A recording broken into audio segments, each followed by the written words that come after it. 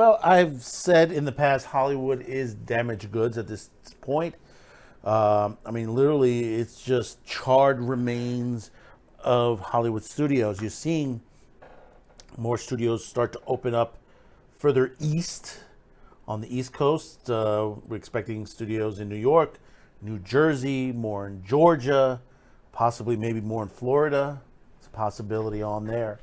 And what we're getting is we're also seeing a lot of independent films, indie films, low budget stuff, and really good stuff out there. And you know, a lot of these films are not getting recognized, even at the so-called fake Oscars, which I keep saying, the Motion Picture Association, all those organizations, the Oscars and all that, they need to go because they are not what they used to be. They used to honor what was the excellence in filmmaking. And you didn't look at what color was your skin. You didn't know what your sexuality was. It was that the film was well made, that people enjoyed watching it. That's why I was upset that a movie like The Menu, even though it only grossed about 80 million worldwide, still grossed because it only cost them about 20-30 million to make. And it was a really good movie. If you haven't seen The Menu, which is now, I think it's on HBO Max right now, you know, Ralph Fiennes and, you know, Anna Taylor-Joy, fantastic performances. And not a single Oscar nomination. Really well done. And same thing, we had another video before about anime, that anime didn't get nominated again. But of course, like I said, the Oscars are garbage. But 2023, and I did say this before, we're going to be seeing a lot of independent films, horror specifically, that may make some good money out there. And we mentioned already that there is one group that are taking the old childhood stories and turning them into horror films. I mean, many years ago, we saw the Pinocchio Revenge movie on there. If you've never seen that, it's a wild movie on there. It's not made by these same guys that we're going to be talking to on there. But basically, it's that categorization that we're seeing. And this year, we're expecting to see Winnie the Pooh, Blood and Honey, which is going to be out when you see this video, it's going to be out this week it's going to be out the day after Valentine's Day, supposedly on there. But the thing about it is, and we're going to tell you this, is that a movie like that, it costs less than $100,000 to make. I mean, there was some people saying it was $30,000, $50,000, $60,000 to make. And the thing about it is, and here's the funny part about it is, it has already opened in Mexico. And it's on its way to make $1 million in Mexico. Under $100,000, $1 million already in the box office. What does that tell you? Successful film. Hasn't opened in U.S. territory yet. I mean, I don't expect it to make millions upon 10 millions, but I expect it to make a good amount of money, but it's already in the black before it even hits our shores. Good, bad, ugly. Hey, let me tell you, it's fantastic to see something of that nature. I mean, we already had big proof from Megan, which was out in January. Now, normally, if you're not familiar, when a movie gets released in January, it's normally there to die because they can't put it anywhere else. They know they're not going to make any good money on it. They know the studios always throw it in January. Megan proved them wrong at this point. Currently, it was a $12 million movie to make, and 87 million domestic, 71 international, about almost 160 million worldwide, and a sequel to boot coming. 160 million. That's money. That's money in the bank. But see, Hollywood doesn't realize that. They want to get the big blockbusters. They want to have that Avatar 2 money, which is really how much they're going to end up in their pockets in the end. not really $1 billion. Not really. There's a lot they have to pay out to it. Here, even though you don't have that much to pay out of it, you're going to end up with a couple of $1 million in your pocket. And then get another sequel, which will make millions again. And continuing. In other words, the Change Bank will continue to make you money. It'll be able to fund other projects.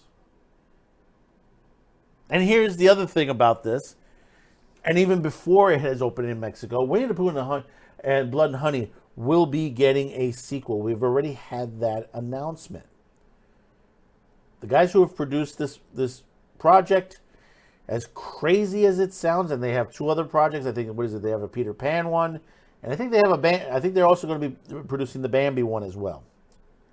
They will be producing a sequel to Blood and Honey. Now, a lot of people may say that they're taking these children's stories and turning them into horror.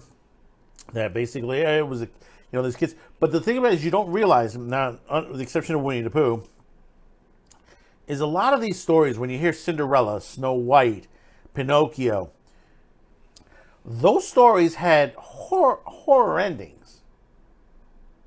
And you can go look it up. I mean, perfect example is Pinocchio, which I believe they said I haven't seen the Guillermo del Toro is, because I don't subscribe to Netflix anymore.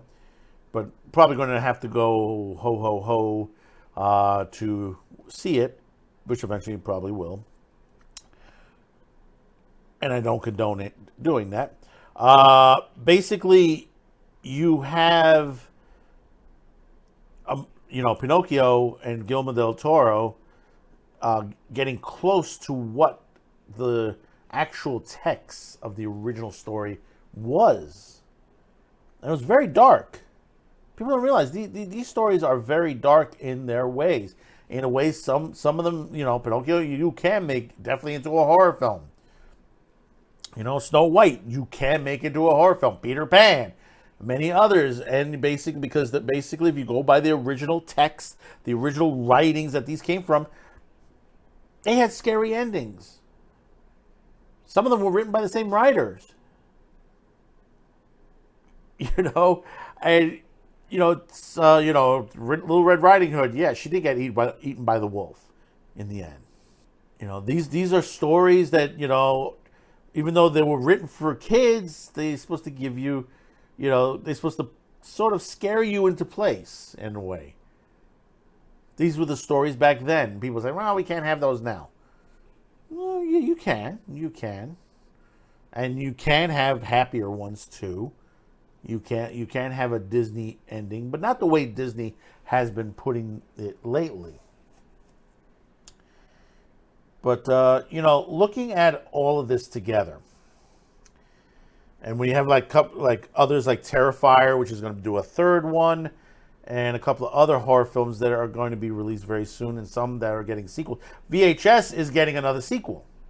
I think VHS 80 something, on there, which, that anthology movie. They said that, I haven't seen the 94 yet, and I know it's on Shudder, and I'm meant to have it, and I do have Shudder, and I meant to watch it, and I haven't had a chance. My wife did enjoy it, and I did enjoy the first, and I did enjoy the second. And I think the 3rd one was okay. The 4th one, like I said, I haven't seen it. But now there's going to be a 5th. And they've all been, people have enjoyed. A lot of these horror films, there are a lot of low-budget stuff that has come out in the last couple of decades that are just now getting the light of day. And a lot of YouTubers are watching it and giving their opinions on it, saying these are great films. Where the fuck were they?